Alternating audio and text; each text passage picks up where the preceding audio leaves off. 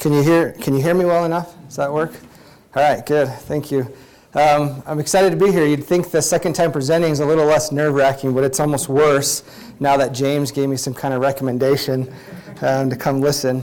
Yeah, we've been working with James for about 2 years now, and he's an amazing person and helped us out a lot. And I guess you'll see a little bit here in action what he just presented for us. Last year I presented year one. 2 years ago we started a pretty much ground-up transformation with lean principles, and they asked me to come present that last year, and so here we are again to share what we did in year two. Just curious, how many people here heard me speak last year? 1, 2, all right, that's good. So I won't bore you with the review, because the review is important to what we're going to share about with this employee development. When we think about employee development, we think, oh, we're just going to talk about the person and what they do, especially with that person. But for us, it really started with the system, so that we had a system to help develop the employee for them to flourish within. And that's a lot what we're going to talk about. A little review of Icon Health and Fitness, founded here in the Valley by 2 Utah State graduates over 30 years ago, has now developed into the largest manufacturer of fitness equipment in the world. So you've heard of Nordic Track, Proform, those type of treadmills, bikes, ellipticals, Weeder. There's so many different pieces of equipment. Also owned by Icon is Freemotion, the commercial division. So we build the big 600-pound, oh, that's the wrong button. There was a laser pointer. Hey, sweet. So the incline trainer is in Gold's Gyms, 24-Hour Fitnesses, all the leading fitness chains in the world. Our Freemotion product are in. We're in countless universities across the United States in their sports facilities, recreation. We have a bit of a celebrity following as well. Oprah likes us to paint stuff white for us. We do some custom things like that. Pretty fun. It's pretty fun for us, to build products for people.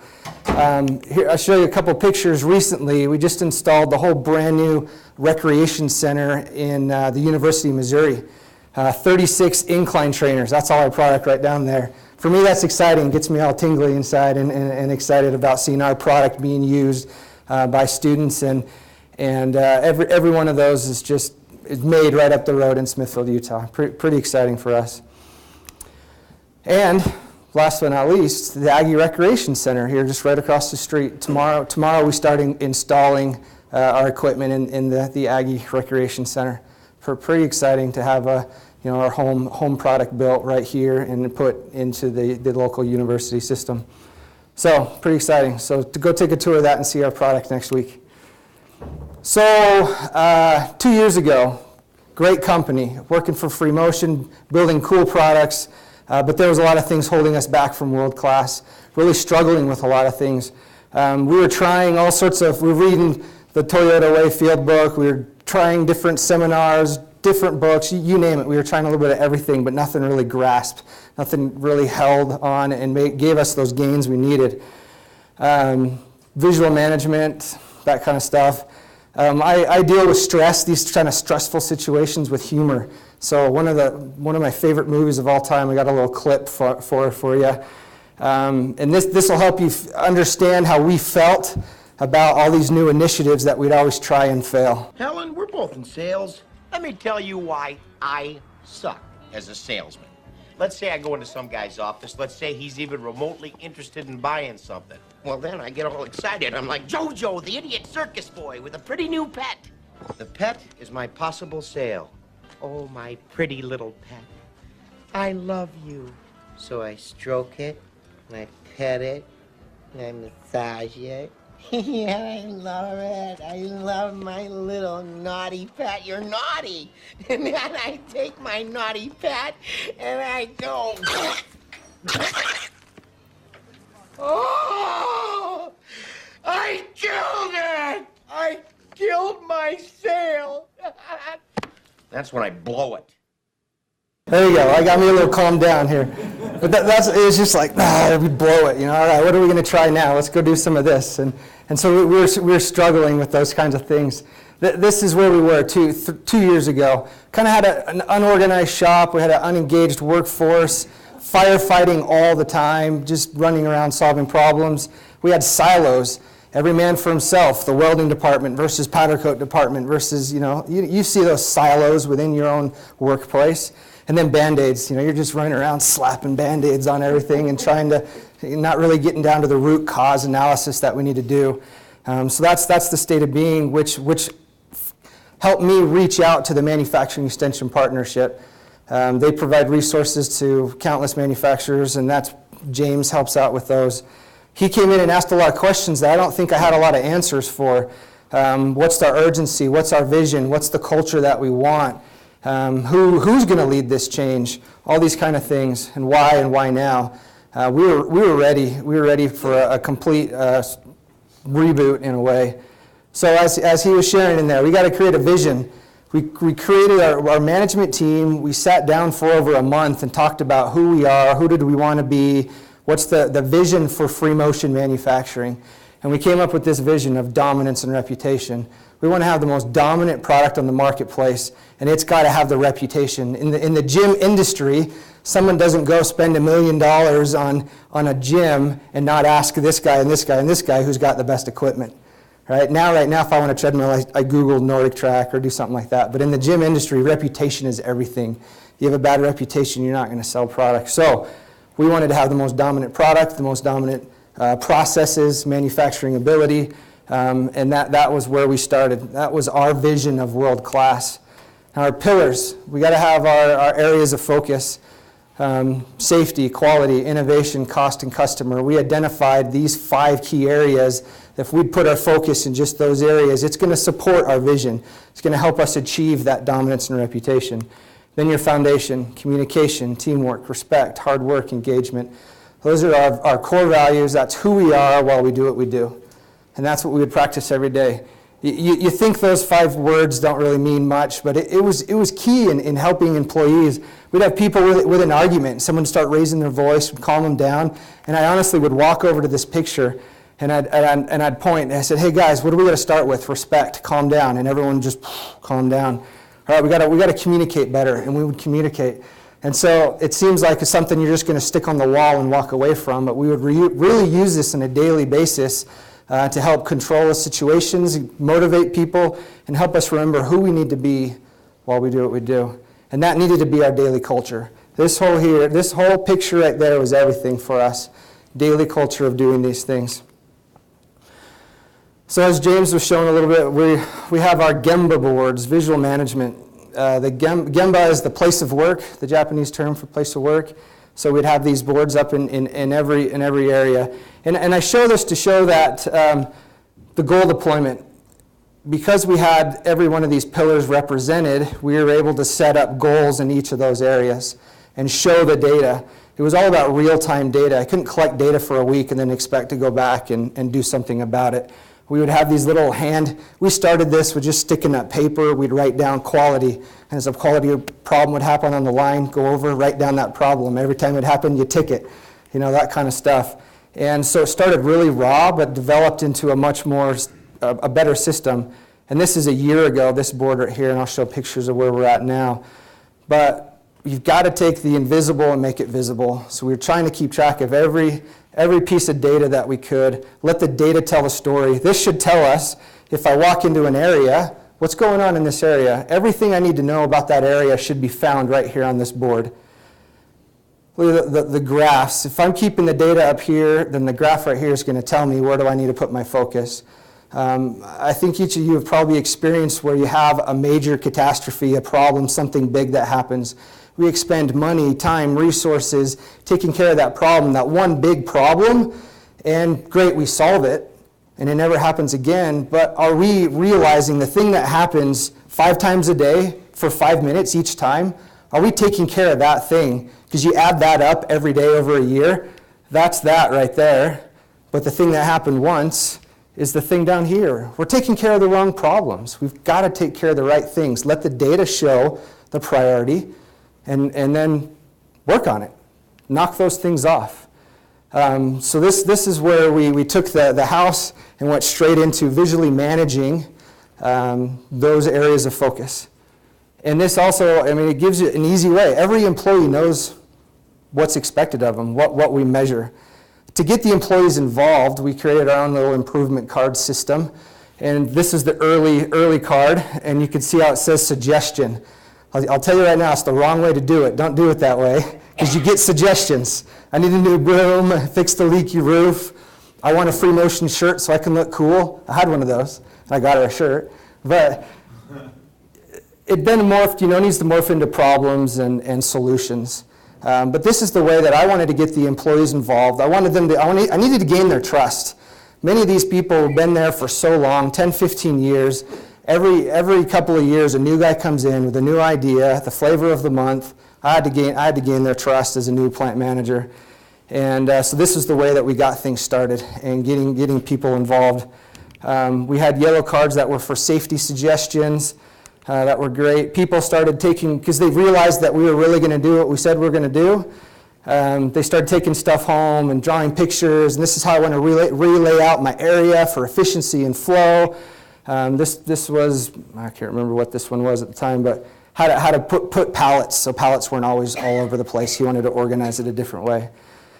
And then we had to sustain this, the PDCA philosophy. We had daily, weekly, monthly PDCA.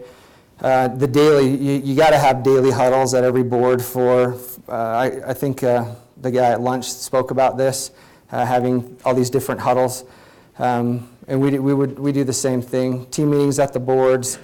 Weekly meetings were more management style meetings where we discuss, and I'll talk about that a little more. And then I started something I called the soda walk. I bought a cooler and fill it with drinks every month and go around to every area and then just talk. Tell them, how did we do for the last month? Tell them what sales is doing. Tell them what they say they're going to sell. How's customer service? How's the business? And it's just an open book. Transparency was really, really good. People helped gain their trust, to help them know that I really cared about them and cared about Freemotion, and that I was the guy that was pushing, hey, really, we are going to succeed. We are going to have dominance and reputation in our product. And so that was a really fun thing, and I love doing it.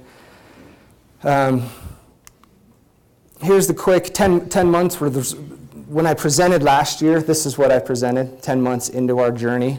Our quality had improved 9%. We hadn't had any injuries yet that year. Suggestions, we had 261 in a month. We had about 60 production employees. So that's almost, you do the math, 4 or so per person per month. We had over 1,000 suggestions, and at the time we were overwhelmed with suggestions, so we were only about 50% completion. But some of the costs, the numbers, we were having 10% improvement in man hours. All right, so at the end of that 10 months, here we are sitting in the management room again. We've created a great structure, but what do we need to do to now succeed? It can't be just a year and done kind of thing. We need to continue to drive this through. We've got to build a long-lasting system, not just the next best fad. And so that's where we were. We were at these crossroads, and we had the idea of benchmarking. We need to go learn from all of you. What are the little things that you do in your areas to be better? So we went out and visited. These are just a few of the places that me and some of my guys visited and got a lot of great ideas from. The problem with benchmarking that we've found, you got to be careful. I've done this in the past where you go learn something somewhere, and this is an awesome idea. I'm just going to go plug it straight into my system, and it doesn't work. And many times it makes things worse because you're trying to use a canned solution for your situation. But no, you've got to pull out the principle. What were they trying to achieve with that program or system, and how can I apply that principle into my organization and my system? So you've got to extract that out. So what we did is create this benchmarking board, take pictures, little cards and all sorts of ideas from each of these places, put it up on a board, and list out the pros and cons of those kind of things. Here's just wrong button. An example. These are the Gemba boards at O.C. Tanner. Very simple boards, a whole slew of them down the side for every one of their work cells. We learned that the boards are actually owned by the team members, not by supervision. The team members actually run the meetings at the boards and not management. So there's a lot of things they were doing different than us. But we realized, hey, they're 15 years down the road. I'm 1 year down the road. I need to take that principle and apply it into me. And one of the takeaways that we took is that we need to get our individuals involved a little bit more in sharing with our boards. That was our big takeaway. I wasn't trying to take their board and copy it and go paste it on my wall. And that was critical in this benchmarking process. So this gave us a whole new group of ideas. So in our management meetings, we would review our areas of focus every week. It was not the meeting to take care of the day-to-day things. I don't want to even talk or hear about those things. That's a different time. This is strategy. This is, how's our safety doing? What's our programs going on? We're just tweaking those kind of things. And what we call that, oh, wrong button. As we are doing this, we're over here pushing a lever to see what happens over there. We're always tweaking something, and we want to wait and see what happens on the other side. And so here's a clip that shows that. Beep, beep.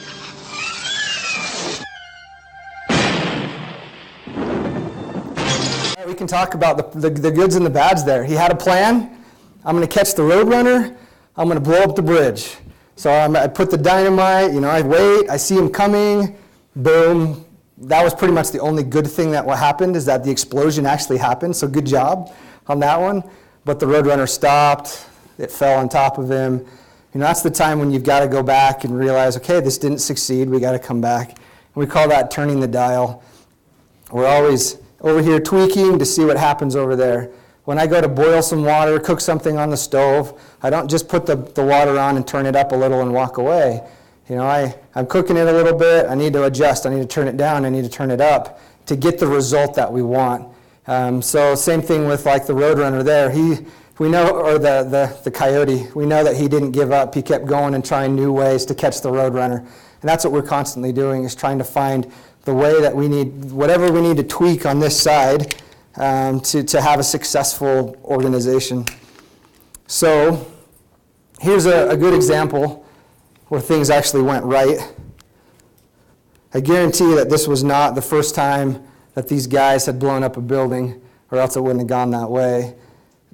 I'm sure that they had failed before. I found all sorts of other clips of half the building falling down and the other one kind of just tilting like this, and those kind of things. So you got to learn from those mistakes and tweak and turn the dial over and over and over. And that's what we were doing in these management meetings.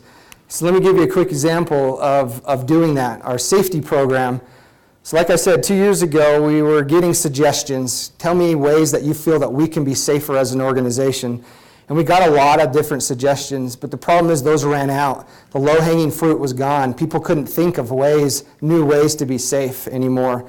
And so we realized, hey, we need to teach everybody every way that you can get hurt in the workplace. So what did we put together? This giant checklist of things that you can use. So we were asking one person a day in each area to take this list and walk through and look for every way that the machines have guards. There's countless things on there. But what happens with these types of lists? They just get pencil whipped. People just, before you know it, every good box, the safe box, every safe box is checked. There's no comments, and it's just turned in because I want to get back to my job. I just want to get back to work. And so that was pretty quick. Within a month, we realized, this isn't working. All right, what's the next thing?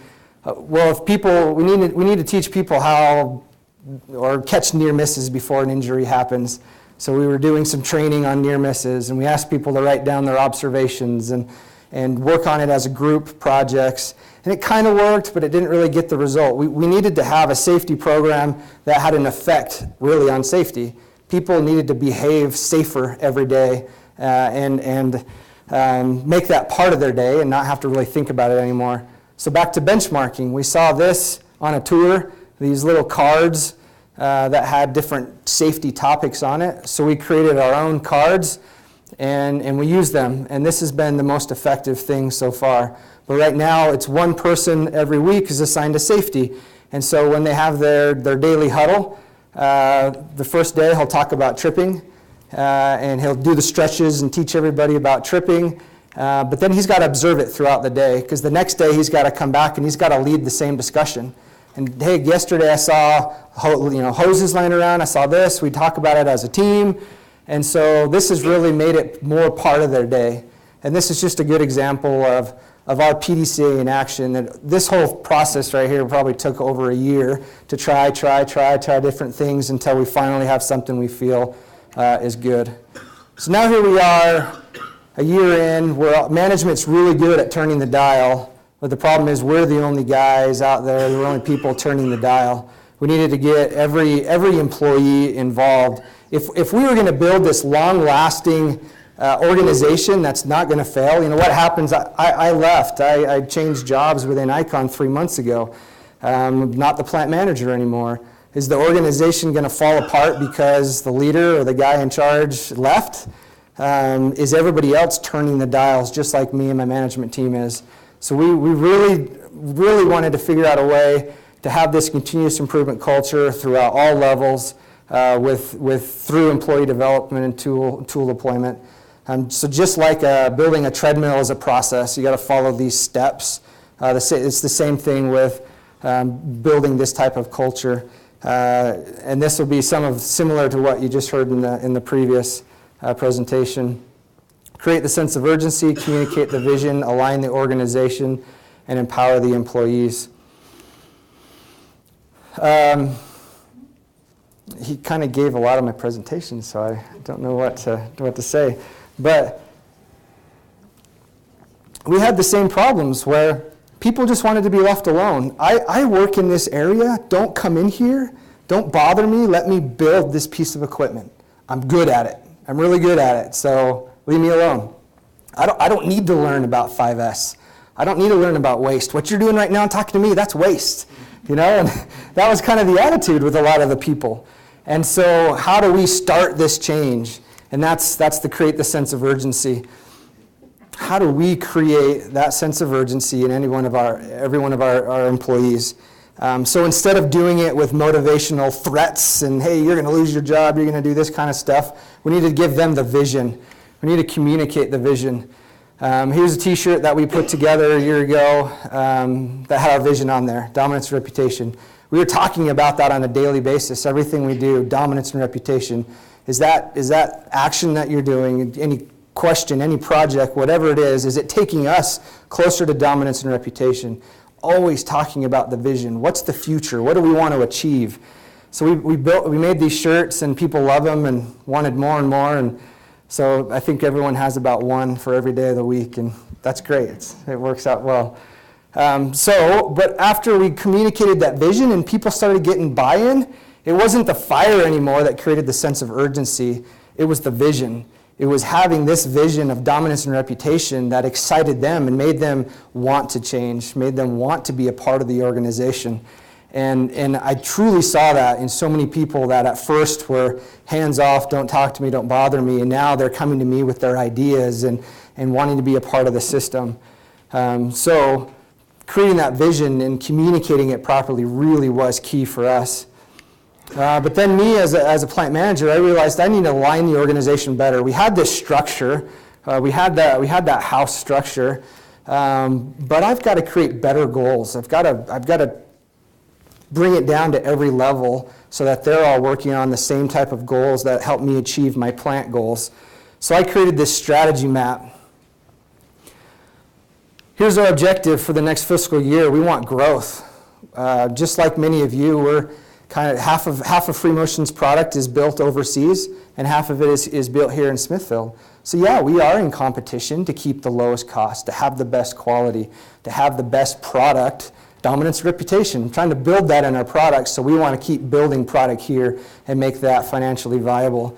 And so we wanted to grow. We wanted more product here. We wanted to be so good at what we do that we're going to get more product built in Smithfield. But to do that, I've got to achieve my goals. If I can achieve these goals, it's going to bring me closer to that growth. I also needed to break it out a little bit more for our employees, define a little bit better our values, what work that we do, what kind of solutions we provide, what our vision is. By doing this, it really gave the people a little bit more information on what they had to work with. This also actually turned into a pretty good sales and marketing tool. When we bring potential customers or distributors or sales team through, we always show them the board. We always talk about who we are in this Smithfield manufacturing, what we care about, what we're working on a daily basis. Those pictures I showed you at first, the University of Missouri, I remember giving that lady the tour, the lady who was making the decisions about that whole rec center, who was going to buy that product. She was going nuts. She was taking pictures and was excited, and she's like, I just think this is so great that the product that I want to buy, you have a purpose. You're trying to build something into this product that I'm going to put in my gym. I love this. This is exciting, and thank you for, she was just so ecstatic, and it was really cool for me to hear someone who wanted our product feel that happy about our manufacturing group and what we were going to provide them with our services. So this strategy map really helped define the goals more. And here's the 5 key plant goals that we have for this coming fiscal year. Some of these are pretty good stretch goals. 4 years ago, it took about 12 days to get product from metal cutting all the way out the door. We've got that down to 7 days, and now we're down to 6 days. And so that was, when we set this goal, we were at 7, so we cut it in half. We want to be more responsive to sales and supply and demand. And so we're working at getting down to 3.5 days, how to get a product out the door. But to achieve these, it's not just, hey, I throw these out and walk away. Every area has goals that need to lead up to these to help me achieve my plant goals. So now I've spent a whole lot of time on the whole system, but again, I want to emphasize that it is so important to have a structured organization that allows us to now empower the employees. 2 years ago, if I just would have gone out and trained, it just would have fallen apart. It would have been a month and done, and people didn't know, well, why do you want me to train? Why do you want the cost better? I don't even know where the costs are at. And there's just no information for them to work under and to work towards.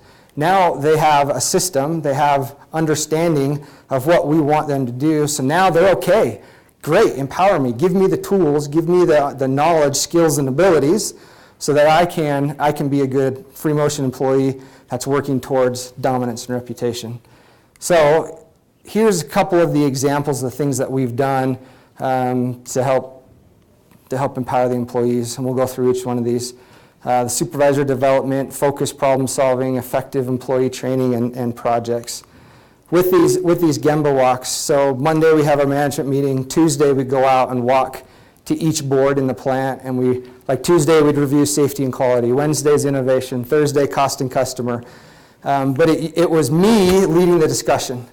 I'd go out and I'd ask the questions, and the managers would report back to me. But I realized I'm not really developing anybody within this system, so I want the supervisors now to report. They need to own the board. It's their area, so the supervisors would report on a daily basis. But then I realized again, why are they reporting to me? It's not to me. They need to report to their manager, and that's how we changed it again. And so that way, the manager could coach the supervisor, and then I can coach the manager, and it's just a whole line of coaching that's got to happen from supervisor to report, person who reports to them. And that really, really helped develop the supervisors, getting them involved more, teaching them how to present, how to share what they're working on.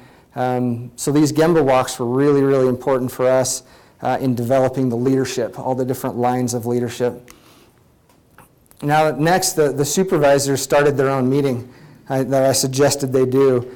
When we would walk from board to board, we'd go to assembly and they say, hey, I had 3 weld problems today.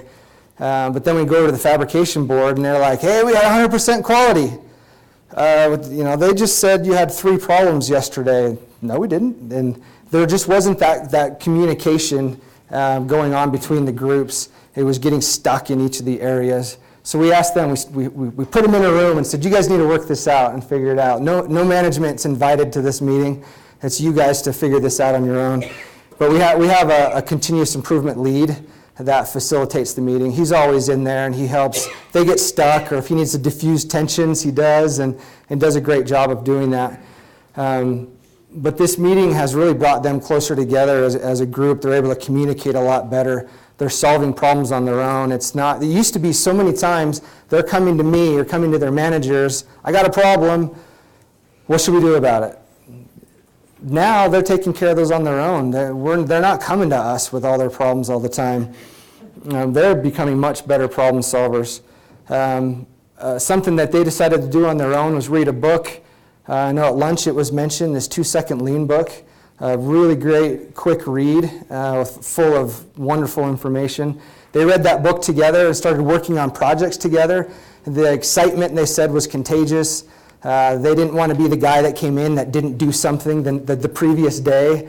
They were excited to share the projects with each other, and it really helped them problem solve more and have great results.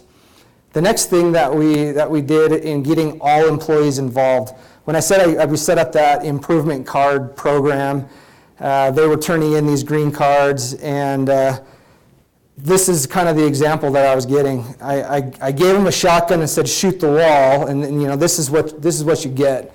But that's what I asked for. It was just a lot of information in every area. So I wanted to put their good suggestions to better use. Give them a rifle, let's say, and give them a target to shoot at. So we created our own little Blitz board. There's a lot of talk, sounds like today, on Kaizen blitzes, and there's Toyota Kata, and there's all sorts of problem-solving methods.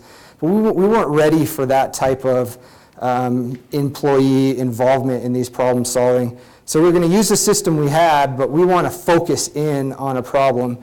So this, for example, this month, this was from December of last year. We picked our highest running product right here. And we asked every employee for 2 suggestions that month. I want you to suggest, but not just any suggestion, I want you to focus in on cost or quality. I want to suggest in 2 suggestions that have to do with those 2 things for that product. Our goal was to hit 96 suggestions. We hit 98, so here's our thermometer. We had a pizza party. People loved it. During that pizza party, we shared all the suggestions that happened. Here's some fixture changes. We had some costing. We had process changes. There's all sorts of things that happened. We were sharing that with the people. And pretty soon they saw that their area was getting better because of the solutions or the suggestions that they were putting in. And so they were very happy and excited to suggest things. So every month we have a different topic, Blitz topic. We've done products, different of our high-running products. We've done a safety month, changeovers. Now we're hitting just different topics like that. So instead of asking for any suggestion in the world, which we're still taking any suggestion, we're just trying to have a more focused approach at it. So our early training, and this is, I don't know if it's common for some of you, we would bring everybody into the lunchroom and we'd do a training. So sit down for an hour, let's talk about 5S. We go through all 5 of the S's. People are kind of getting glazy-eyed of all the information that's coming at them, drinking out of this fire hose that we're giving them. And then we go out. We go out into the area. This is one portion of our fabrication.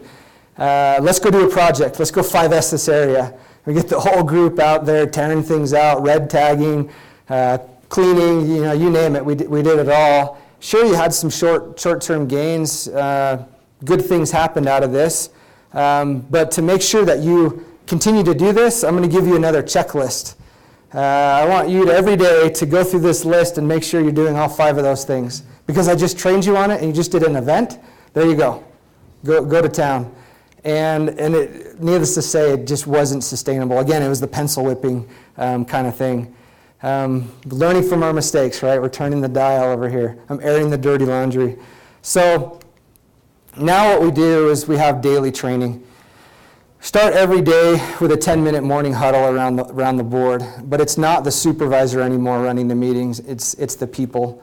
I never thought a year ago that I'd be saying that we have people running the daily huddle meetings, and it's pretty exciting.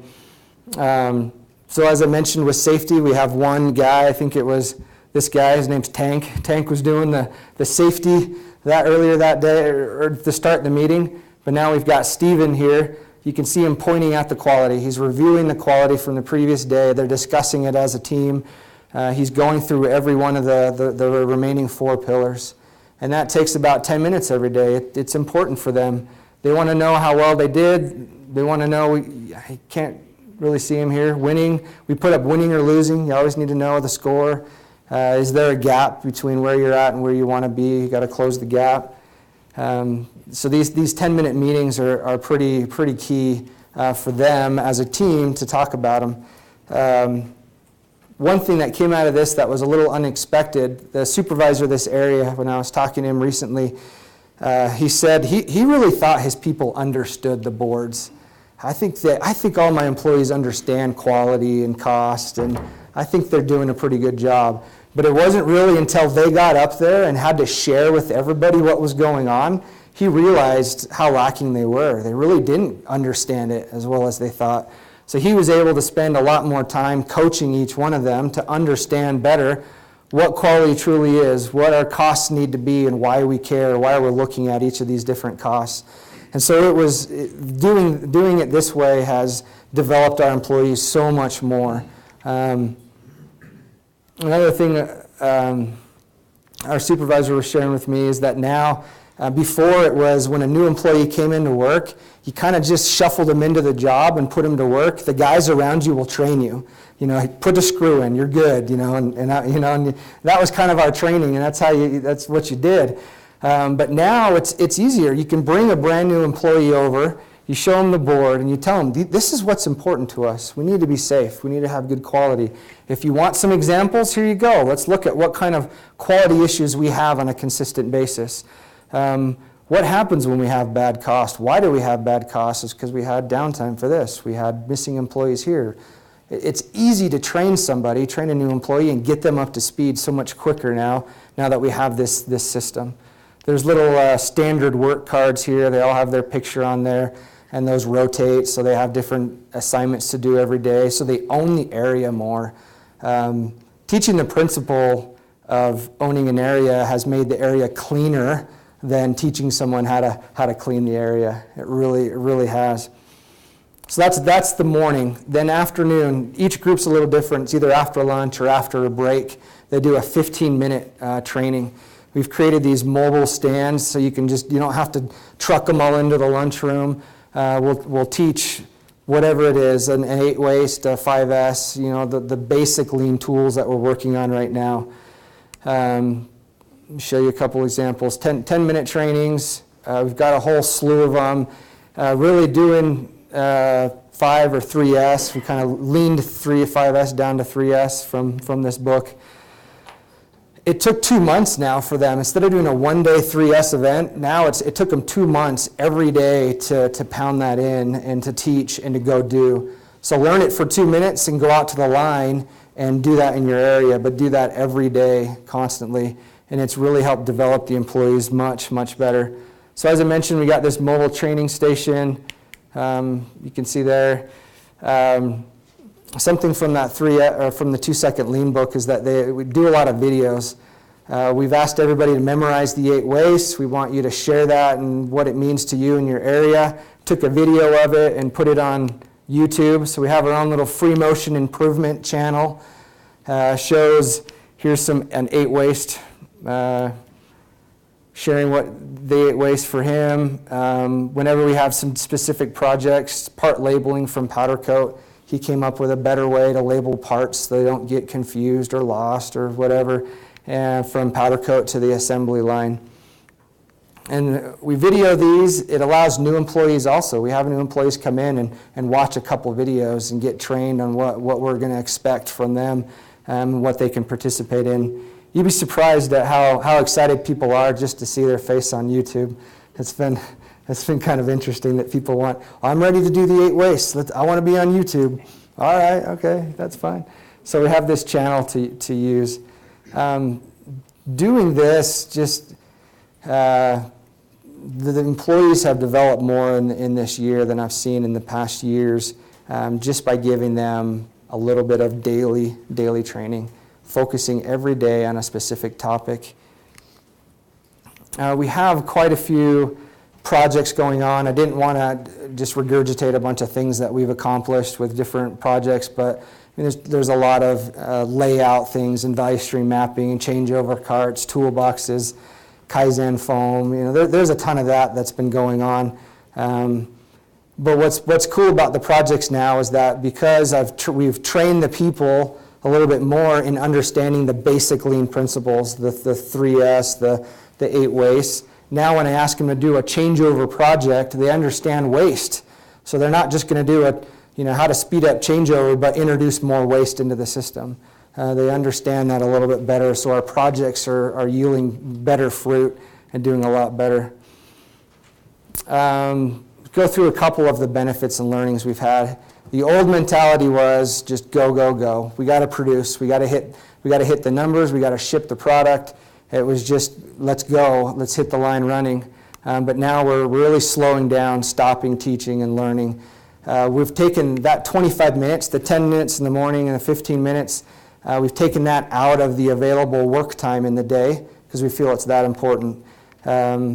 And we thought we were going to lose, I'm not going to make as many treadmills today because I took out almost half an hour of time. But it hasn't. We haven't lost a single thing. We've actually improved our efficiency by the people doing their projects and improving the cycle time.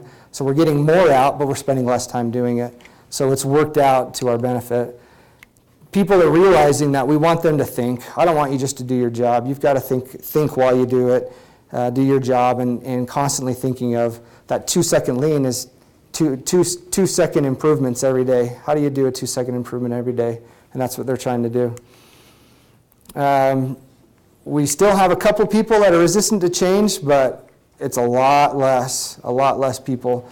Every one of them are seeing the benefits of the system. We have an organization that's going to allow you as an employee to succeed. I want you to get better. I want you to help. I want you to feel a part of this system. I want you to add dominance and reputation to this product.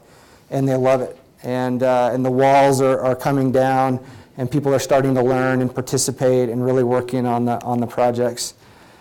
Doing the daily training has sped up the culture change. We were doing more sporadic training during the first year, but now it's really sped up the culture change by getting more daily, constantly talking about it and doing, and that's helped out a ton more.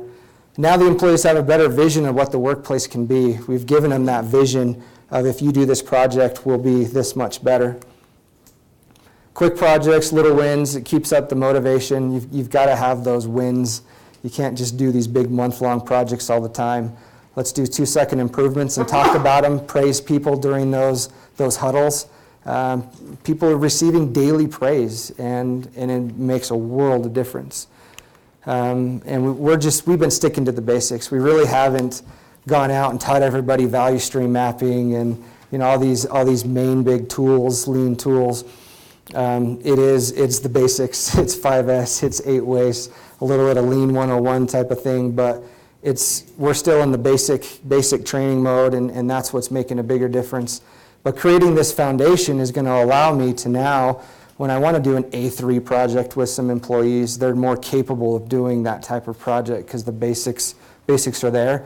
And first of all, they feel the urgency that is needed to do those type of projects.